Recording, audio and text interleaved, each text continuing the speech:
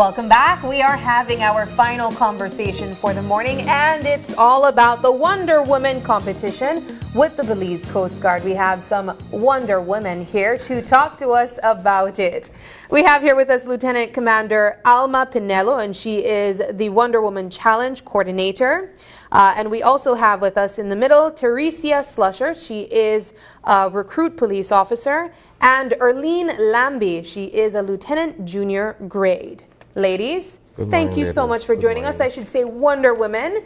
Thank you so much for joining us. Thank you for having us. Well, perhaps we could begin with the entire concept of the Wonder Woman competition. We know that it falls in line perfectly with the month of celebrating women. So let's talk about that. Sure. The Wonder Woman competition or Wonder Woman challenge started off by we have our best warrior competition, as you all know, which is the all men competition that we do at the end of the year in November and December. So it was 2015, the women started asking, when will we have something for us? So we started brainstorming ideas and trying to come up with something to make it so that it could be mimicking the best warrior competition, but at the same time make it for women. And it started a little different at first within the Coast Guard only. In 2016 was the first year that we did it. And then it slowly began to emerge into what it is today. We started inviting BDF, I think, after the third year, and then we invited police in 2019.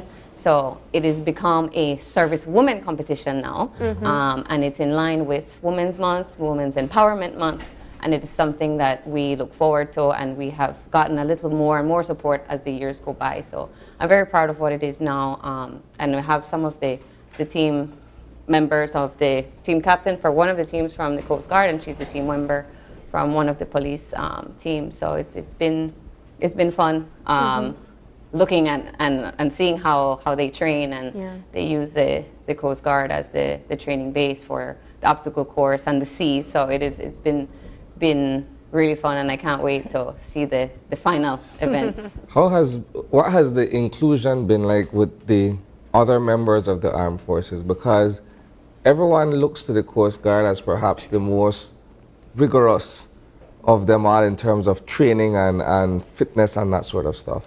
It's been great. Particularly for the BDF and the Coast Guard, we've done it more of the times together. This is only the second time that police has joined us, and we always wanted to include them, and it's sometimes a little difficult to get them in. So it's always the idea at the forefront. Let's include all of the services so we can show the country really what Belize women are made of. I think what's interesting, and it's only my observation, and ladies don't crucify me, right? But I see the police managed to get the recruits in as opposed to the established officers. I'm not going to answer that question. Well, let's get Teresia to answer that for us. You are a recruit police officer, and to Isana's point, let's talk about why you were interested in being a part of the Wonder Woman's Challenge. Okay, I have always been interested in the Wonder Woman because every year I watch it on the news, and I see that it's like most of the strength that we females need. And when I came to join the police department, the exercise that we do every day, and when this competition came about, I said, finally I can put these exercises to good use, right? So we have been in training from September. So for us, the obstacles and whatsoever we have to do, each competition will just be easier since we are already in top shape. Yes, some of the older officers might not be there, so we are here to substitute for them. I love it. That was a stray. I don't even think she realized what she did.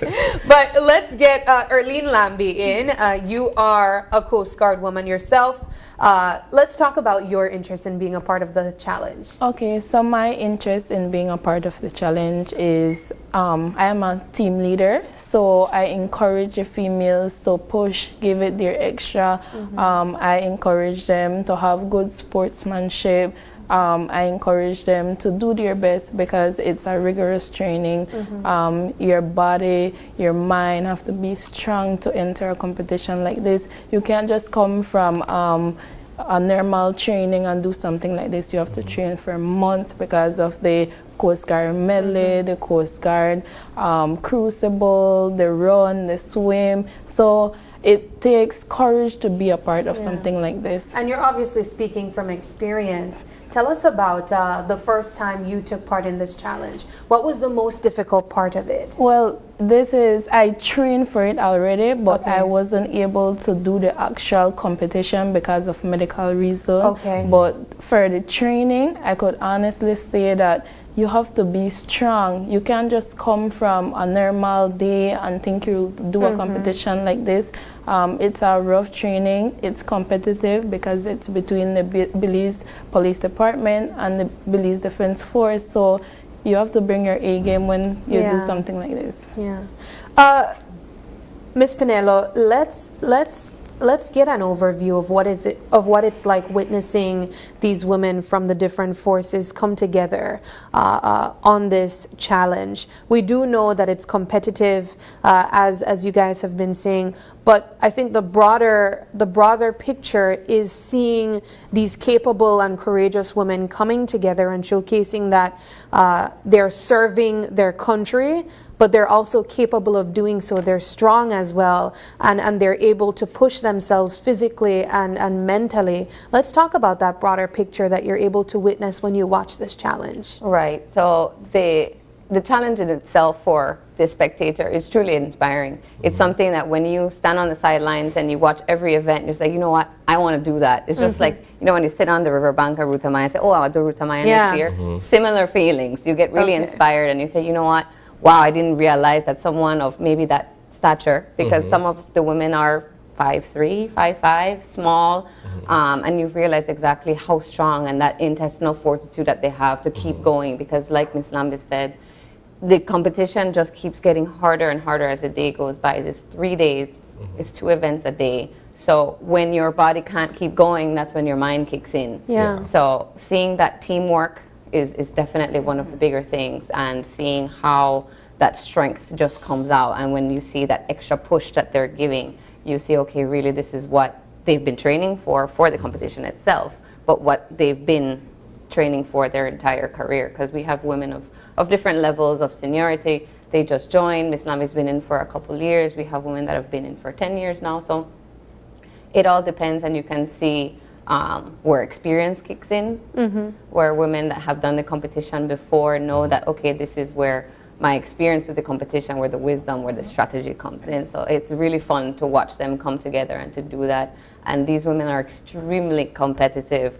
We had a meeting to go over the rules and everything a couple weeks ago, and I said this is going to be a very good competition, because just from the team captains I could feel the energy already, and when we were in the meeting I was like, okay, this is going to be really good. What has been the support or the fanfare from the public, perhaps from yourself, in terms of family and friends who come out and cheer you on in terms of your participation? Well, for me, my mother supports me because she's proud that I am in an organization like this, and to display my strength. I've been a role model for a lot of people, a lot of young ladies my age. They encourage me. So I just want to tell the public to come out, watch the competition, support us, and we will do our best.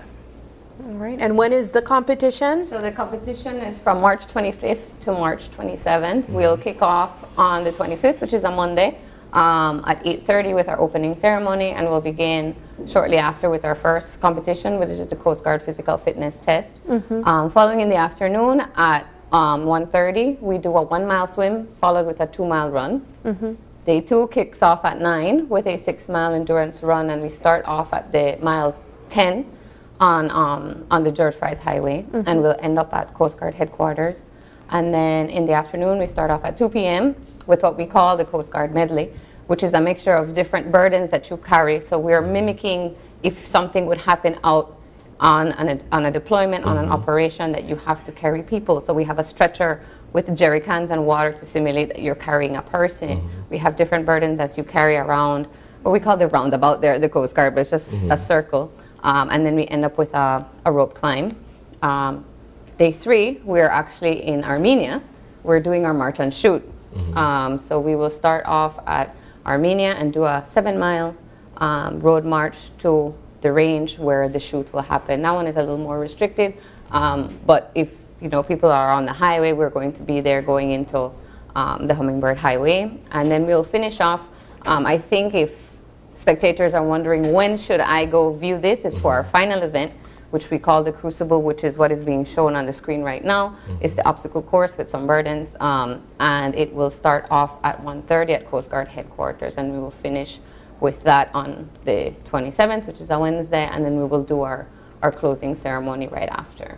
Well, I know you're definitely going to have the spectators out to watch, to support these women, and we can't wait to see how it is shared as well in our newscast. If I could say one more thing too, we've already had a lot of sponsors for this. The special envoy, Mrs. Rosana Briceño, has always supported us in everything that we do. So the special envoy, Mrs. Briceño, the San Pedro Town Council, the leader of the opposition, Hol Chan, Elvis Kitchen,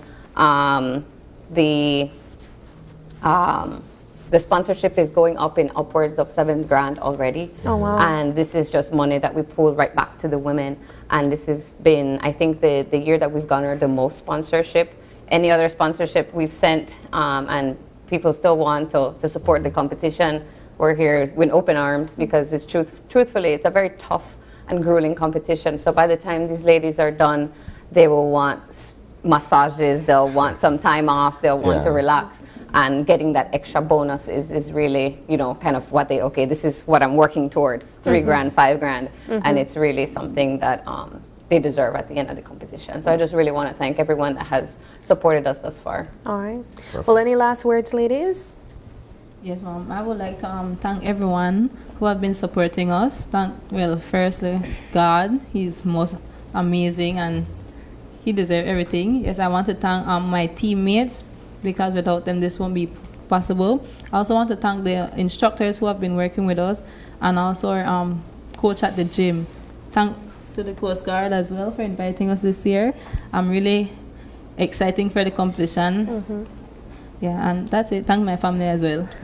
Okay, so I just want to say that for my team members, I want them to push, and I know that it will be hard. You will get frustrated because it's like you're in battle, and when you're in battle, you get tired, you get fatigued. So I just want them to push so that we can take the trophy home this year again.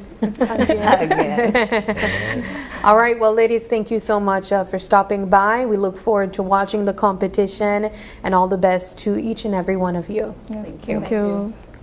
Alrighty, we are going to take our final break, and when we come back, we wrap things up.